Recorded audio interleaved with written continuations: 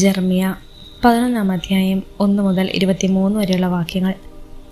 കർത്താവിൽ നിന്ന് ജെറമ്യയ്ക്ക് ലഭിച്ച അരുളപ്പാട്. ഈ ഉടമ്പടിയുടെ നിബന്ധനകൾ കേൾക്കുക. അത് യൂദയായിലെ ജനങ്ങളോടും ജെറുസലേം നിവാസികളോടും പറയുക. അത് യൂദയായിലെ ജനങ്ങളോടും ജെറുസലേം നിവാസികളോടും കൂടെ പറയുക.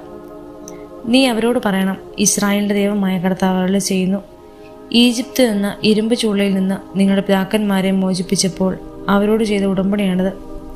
നിങ്ങൾ എൻ്റെ വാക്ക് കേൾക്കണം, ഞാൻ കൽപ്പിക്കുന്നത് ചെയ്യുകയും വേണം. അങ്ങനെ നിങ്ങൾ എൻ്റെ ജനവും ഞാൻ നിങ്ങളുടെ ദൈവവുമായിരിക്കും. ഇന്ന് നിങ്ങൾക്കുള്ളതുപോലെ പാലും തേനും ഒഴുകുന്ന ഒരു നാട് നൽകുമെന്ന് നിങ്ങളുടെ പിതാക്കന്മാരോട് ചെയ്ത വാഗ്ദാനം ഞാൻ നിറവേറ്റും. കർത്താവെ, അങ്ങനെ ആകട്ടെ. ഞാൻ മറുപടി പറഞ്ഞു. കർത്താവ് എന്നോട് വീണ്ടും അരുളി ചെയ്തു, ഈ ഉടമ്പടിയുടെ നിബന്ധനകൾക്കൊത്ത് പ്രവർത്തിക്കുവാൻ എനിക്ക് യൂദയായിലെ നഗരങ്ങളിലും ജെറുസലേമിലെ വീഥികളിലും വിളംബരം ചെയ്യുക. ഈജിപ്തിൽ നിന്ന് നിങ്ങളുടെ പിതാക്കന്മാരെ കൂട്ടിക്കൊണ്ടുപോകുന്നത് മുതൽ ഇന്ന് വരെയും എൻ്റെ വാക്കനുസരിക്കുക എന്ന് ഞാൻ അവരെ നിരന്തരം ഉദ്ബോധിപ്പിച്ചിരിക്കുന്നു. എന്നാൽ അവർ അനുസരിക്കുകയോ കേൾക്കുകയോ പോലുമോ ചെയ്തില്ല. ഓരോരുത്തരും തൻ്റെ ദുഷ്ടഹൃദയത്തിൻ്റെ കാഠിന്യം പേര് നടക്കുന്നു. അതുകൊണ്ട് ഈ ഉടമ്പടിയുടെ നിബന്ധനകൾ അവരെ ഞാൻ അറിയിച്ചു. അവ അനുസരിക്കാൻ കൽപ്പിക്കുകയും ചെയ്തു. എന്നാൽ അവർ കൂട്ടാക്കിയില്ല. കർത്താവ് വീണ്ടും എന്നോട് അരുളി ചെയ്തു, യൂദയായിലെ ജനങ്ങളും ജെറുസലേം നിവാസികളും ഗൂഢാലോചന നടത്തുന്നു. എൻ്റെ വാക്ക് നിരാകരിച്ച പിതാക്കന്മാരുടെ തെറ്റുകളിലേക്ക് അവർ മടങ്ങിയിരിക്കുന്നു. അവർ അന്യദേവന്മാരെ പൂജിക്കാൻ തുടങ്ങി. ഇസ്രായേൽ ഭവനവും യൂദാ ഭവനവും തങ്ങളുടെ പിതാക്കന്മാരോട് ഞാൻ ചെയ്ത ഉടമ്പടി വലിച്ചെറിഞ്ഞിരിക്കുന്നു. അതുകൊണ്ട് കർത്താവ് അരുളി ചെയ്യുന്നു, അവരുടെ മേൽ ഞാൻ അനർത്ഥം വരുത്താൻ പോകുന്നു. ഒഴിഞ്ഞു മാറാൻ അവർക്ക് സാധിക്കുകയില്ല. അവർ എന്നോട് നിലവിളിച്ചപ്പോഴും ഞാൻ കേൾക്കുകയില്ല. അപ്പോൾ യൂദയായിലെ നഗരങ്ങളും ജെറുസലേം നിവാസികളും തങ്ങൾ പൂജിക്കുന്ന ദേവന്മാരുടെ മുമ്പിൽ നിലവിളിക്കും. വിഭജസന്ധിയിൽ അവരെ രക്ഷിക്കാൻ അവർക്ക് കഴിയുകയില്ല.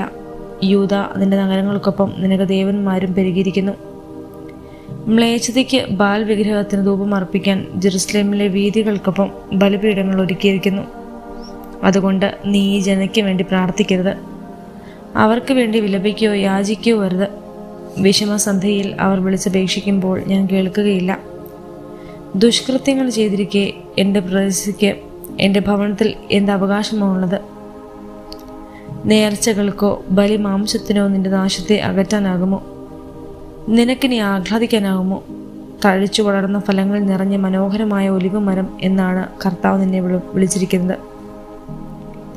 എന്നാൽ കൊടുങ്കാറ്റിൻ്റെ ആരവത്തോടെ അവിടുന്ന് അതിനെ ചുട്ടരിക്കും. അതിൻ്റെ കൊമ്പുകൾ അഗ്നിക്കിരയാക്കും. നിന്നെ നട്ടുപിടിപ്പിച്ച സൈന്യങ്ങളുടെ കർത്താവ് തന്നെ നിന്റെ നാശം പ്രഖ്യാപിച്ചിരിക്കുന്നു. ഇസ്രായേൽ ഭവനവും യൂദാ ഭവനവും ദുഷ്കൃത്യങ്ങൾ പ്രവർത്തിച്ച് ബാലിന് ധൂപാർപ്പണിച്ച വഴി അവർ എന്നെ രോഷാകുലനാക്കിയിരിക്കുന്നു. കർത്താവ് ഇതെനിക്ക് വെളിപ്പെടുത്തി. അങ്ങനെ ഞാൻ അറിയാനിടയായി. അവിടുന്ന് അവരുടെ ദുഷ്കൃത്യങ്ങൾ എനിക്ക് കാണിച്ചു തന്നു. എന്നാൽ കൊലയ്ക്ക് കൊണ്ടുപോകുന്ന ശാന്തനായ കുഞ്ഞാടിനെ പോലെയായിരുന്നു ഞാൻ. ഫലത്തോടുകൂടെ തന്നെ വൃക്ഷത്തെ നമുക്ക് നശിപ്പിക്കാം. ജീവിച്ചിരിക്കുന്നവരുടെ നാട്ടിൽ നിന്ന് നമുക്കവനെ പിഴുതെറിയാം. അവൻ്റെ പേര് ഇനിമേൽ ആരും ഓർമ്മിക്കരുത് എന്ന് പറഞ്ഞ് അവർ ഗൂഢാലോചന നടത്തിയത് എനിക്കെതിരെയാണെന്ന് ഞാൻ അറിഞ്ഞില്ല. നീതിയായി വിധിക്കുന്നവനും ഹൃദയവും മനസ്സും പരിശോധിക്കുന്നവനുമായ സൈന്യങ്ങളുടെ കർത്താവെ, അവരുടെ മേലുള്ള അങ്ങയുടെ പ്രതികാരം കാണാൻ എന്നെ അനുവദിക്കണമേ. അവിടുന്നാണല്ലോ എൻ്റെ ആശ്രയം. നിന്റെ ജീവൻ വേട്ടയാടുന്ന അനാഥോത്തിലെ ജനങ്ങളെക്കുറിച്ച് കർത്താവ് അരുളി ചെയ്യുന്നു. കർത്താവിൻ്റെ നാമത്തിൽ നീ പ്രവചിക്കരുത്. പ്രവചിച്ചാൽ നിന്നെ ഞങ്ങൾ കൊല്ലുമെന്ന് അവർ പറയുന്നു. ആകയാൽ സൈന്യങ്ങളുടെ കർത്താവ് അരുളി ചെയ്യുന്നു, അവരെ ഞാൻ ശിക്ഷിക്കും. യുവാക്കൾ വാളിനിരയാകും. അവരുടെ പുത്രന്മാരും പുത്രികളും പട്ടിണി കിടന്നു മരിക്കും. അവരിലാരും അവശേഷിക്കുകയില്ല. അനാഥോത്തിലെ ജനങ്ങളോട് കണക്ക് ചോദിക്കുന്ന ആണ്ടിൽ ഞാൻ അവരുടെ മേൽ തിന്മ വർഷിക്കും. ജെറമ്യ 12 അധ്യായം 1 മുതൽ 17 വരെയുള്ള വാക്യങ്ങൾ. കർത്താവെ, ഞാൻ അങ്ങയോട് പരാതിപ്പെടുമ്പോൾ അവിടുന്ന് തന്നെ ആയിരിക്കും നീതിമാൻ. എങ്കിലും എൻ്റെ പരാതി അങ്ങയുടെ മുമ്പിൽ ഞാൻ സമർപ്പിക്കുകയാണ്. എന്തുകൊണ്ടാണ് ദുഷ്ടൻ അഭിവൃദ്ധി പ്രാപിക്കുന്നത്? ചതിയന്മാർ ഐശ്വര്യം നേടുന്ന എന്തുകൊണ്ട്? അങ്ങ് അവരെ നടുന്നു. അവർ വേർപിരിച്ച് വളർന്ന് ഫലം പുറപ്പെടുവിക്കുന്നു. അവരുടെ നാവിൽ എപ്പോഴും അവിടുന്നുണ്ട്. ഹൃദയത്തിലാകട്ടെ അങ്ങേക്ക് സ്ഥാനമില്ല. കർത്താവെ, അങ്ങ് എന്നെ അറിയുന്നു, കാണുന്നു. എൻ്റെ മനസ്സ് അങ്ങിലാണെന്ന് പരിശോധിച്ചറിയുകയും ചെയ്യുന്നു. കൊല്ലാനുള്ള ആടുകളെപ്പോലെ അവരെ വലിച്ചെറിയണമേ. കൊലയുടെ ദിവസത്തേക്ക് അവരെ മാറ്റി നിർത്തണമേ.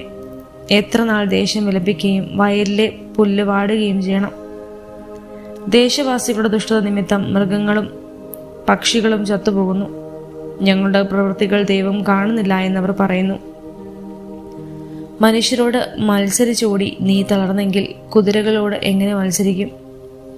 സുരക്ഷിത സ്ഥാനത്ത് കാലിടർന്നെങ്കിൽ ജോർദാൻ വനങ്ങളിൽ നീ എന്തു ചെയ്യും? നിന്റെ സഹോദരന്മാരും പിതൃഭവനം പോലും നിന്നോട് വഞ്ചന കാട്ടിയിരിക്കുന്നു. പിന്നിൽ നിന്നവർ നിനക്കെതിരായി സംസാരിക്കുന്നു. മധുരവാക്ക് പറഞ്ഞാലും നീ അവരെ വിശ്വസിക്കരുത്. എൻ്റെ ഭവനം ഞാൻ ഉപേക്ഷിച്ചിരിക്കുന്നു. എൻ്റെ അവകാശം കൈവിടിഞ്ഞിരിക്കുന്നു. എൻ്റെ പ്രാണപ്രിയയെ അവളുടെ ശത്രുക്കൾക്ക് ഞാൻ ഏൽപ്പിച്ചു കൊടുത്തിരിക്കുന്നു. എനിക്ക് അവകാശമായവൾ കാട്ടിലെ സിംഹം പോലെ എന്നോട് പെരുമാറുന്നു. എനിക്കെതിരെ ഗർജിച്ചതുകൊണ്ട് ഞാൻ അവളെ വെറുക്കുന്നു. കഴുകന്മാർ ചുറ്റി വളഞ്ഞ് ആക്രമിക്കുന്ന ഒരു പുള്ളി പക്ഷിയാണോ എൻ്റെ ജനം? വന്യമൃഗങ്ങളെ അവരെ വിഴുങ്ങാൻ ഒരുമിച്ച് കൂട്ടുവിൻ.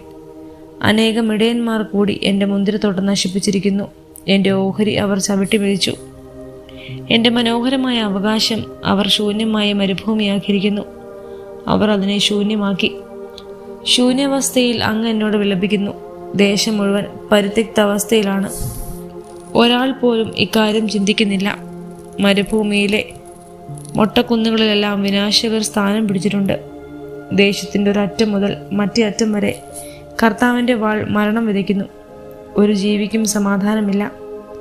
അവർ ധാന്യം വിതച്ചു, മുള്ളു കൊയ്തു, കഠിനാധ്വാനം ചെയ്തു, ഫലമൊന്നും ഉണ്ടായില്ല. കർത്താവിൻ്റെ ഉഗ്രകോപം നിമിത്തം അവർ തങ്ങളുടെ വിളവിനനുസരിച്ച് ലജ്ജിച്ചു. എൻ്റെ ജനമായ ഇസ്രായേലിന് ഞാൻ നൽകിയ അവകാശത്തിന്മേൽ കൈവയ്ക്കുന്ന ദുഷ്ടന്മാരായ എല്ലാ അയൽക്കാരോടും കർത്താവ് അരുളി ചെയ്യുന്നു. അവരെ തങ്ങളുടെ ദേശത്തു നിന്ന് ഞാൻ പിടിതെറിയും. അവരുടെ കയ്യിൽ നിന്ന് യൂദാ ഭവനത്തെ ഞാൻ പറിച്ചെടുക്കും. അവരെ പിഴുതെടുത്തതിന് ശേഷം ഞാൻ അവരോട് കരുണ കാണിക്കും. ഓരോ ജനതയെയും അതതിൻ്റെ അവകാശത്തിലേക്കും ദേശത്തേക്കും ഞാൻ തിരികെ കൊണ്ടുവരും.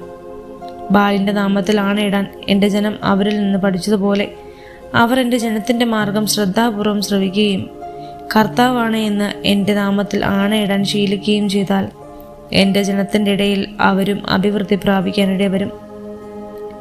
എന്നാൽ ഏതെങ്കിലും ജനത എന്നെ അനുസരിക്കുന്നില്ലെങ്കിൽ അതിനെ ഞാൻ വേരോടെ പിഴുത് നശിപ്പിക്കും. കർത്താവ് അരുളി ചെയ്യുന്നു.